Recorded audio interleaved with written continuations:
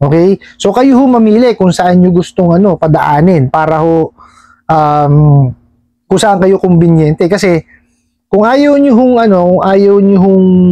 maiwan o ilagak muna yung SIM card nyo sa NBI o sa PNP, ay dito nyo ho i-report. May nagtanong sa akin, "Good morning, Boss Ray.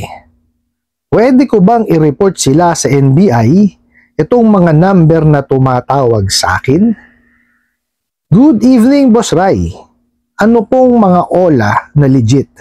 Thank you, Boss Ray. Okay, dalawa po yung kanyang katanungan, no? Magandang mga tanong po ito, no? Pero bago natin siya sagutin, imbitahan ko muna sana kayo na pakisuportahan po, no, yung aking mga social media account sa YouTube, Facebook, and TikTok. Okay. Yung una ho niya katanungan is, pwede raw ho ba niya itong i-report, no, yung mga number na tumatawag sa kanya, no, sa NBI? Pwede ho, no? Actually ho, ang NBI at saka ang PNP lang po naman ang may kakayanan yan. Sila ho yung may technology, no, para po matrace, no, yung mga number na ginagamit nitong mga abusadong online lending apps na ito para mga abuso, manakot, no? Yan ho yung ginagamit nila, no? Pwede ho, no? Ang mahirap lang ho dyan kasi yung SIM card po ninyo iiwan nyo po, no, either sa NBI or sa PNP. Kasi ho, yun niya, titrace ho nila yan. No? Yun lang ho yung magiging downside, no? Pag nireport nyo ho siya, kailangan po, iwanan nyo yung SIM card nyo. No? So, most probably niyan, ang pwede nilang gawin is, i-redirect lang nila yung tawag or yung mga messages sa inyo. Kaya lang, kailangan nyo pa rin gumawa na isa pang SIM card. O, kung mayroon man ho existing na SIM card, doon nyo na lang ho, ipa-redirect yung mga tawag, tsaka yung mga SMS, no? Hindi ko alam kung paano yung gagawin nila kasi hindi ko alam yung proseso, pero kaya ako ho nasabi yun, narinig ko, ganun ang ginagawa. Okay po? Tsaka bukod ho doon, no, meron ho kasi kaming isang kliyente, no, na nabiktima rin ho niyang abusadong mga online lending apps na yan. Yung kanya daw pong SIM card kaya hindi matawagan kasi iniwan nila dun sa sa NBI kasi tinetrace po yung mga tawag, no?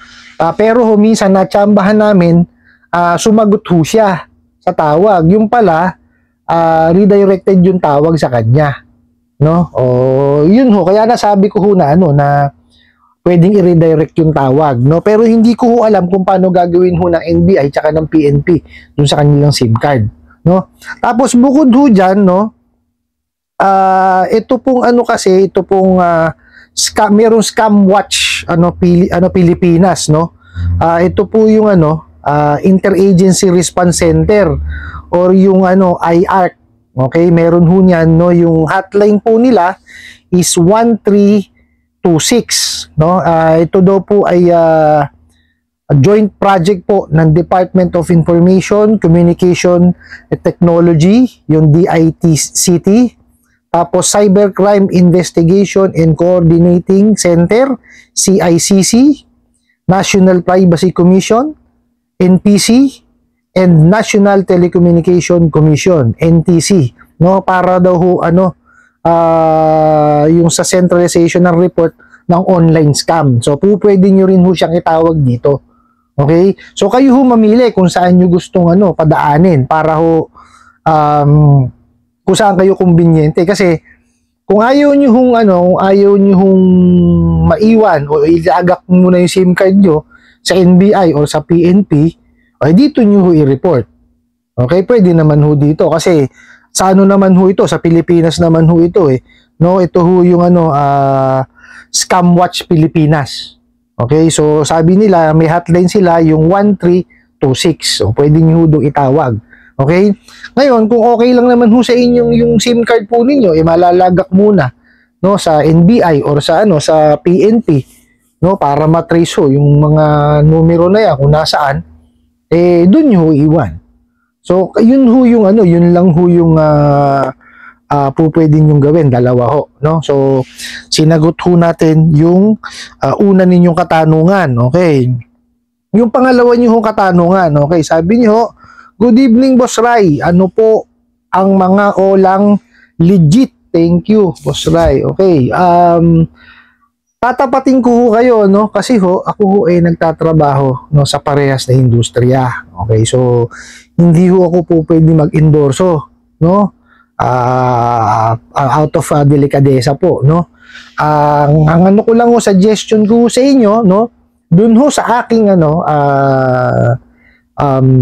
description box po, no? Dun po nakalagay yung mga lista ng mga lending tsaka financing po, no? So i-click nyo na lang ho siya, madadivert po kayo. SEC po iyon.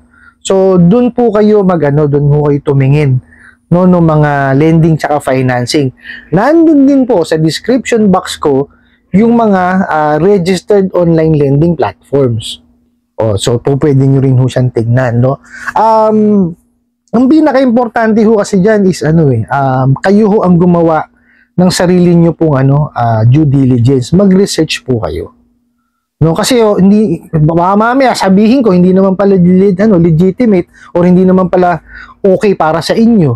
No, kasi ang mga lending sa financing at bangko, it varies po 'yan.